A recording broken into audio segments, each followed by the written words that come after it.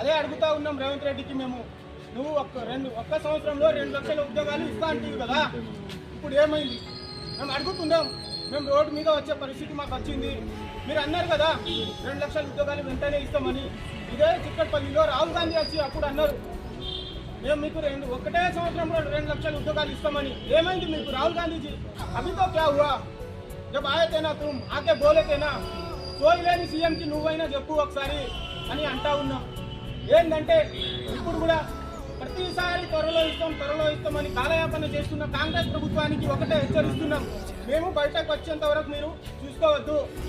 మీరు ఒక్క నోటిఫికేషన్ కూడా ఇవ్వలేదు. ఇప్పుడు వరకు ఇచ్చిన నోటిఫికేషన్లు 13,000 మాత్రమే. మీకు తెలుసు అది దేంట్లో ఇచ్చిరనేది.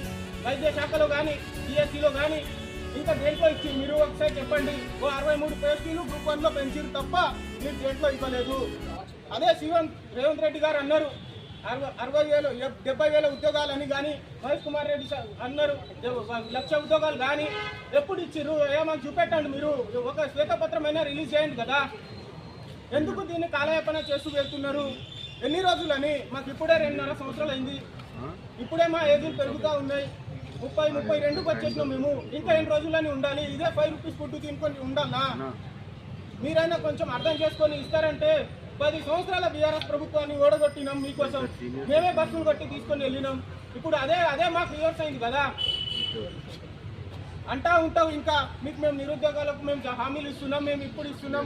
లేకపోతే ఒకటే మాట అంటారు 70,000 ఉద్యోగాలు ఇచ్చినాం. ఎక్కడ ఇచ్చిరు అదే చూపెట్టండి కదా. శ్వేతపత్రమైన రిలీజ్ చేయండి కదా. మీరు ఎందుకు ఇట్లా చేస్తున్నారు? ప్రతిదానికి ఇవ్వకపోతే మేము తలలు నేర్పుకుంటా అంటున్నావు కదా. ఎక్కడ ఇచ్చినావు నువ్వు? ఒకసారి చూపెట్టు అని అడుగుతా ఉన్నాం మేము.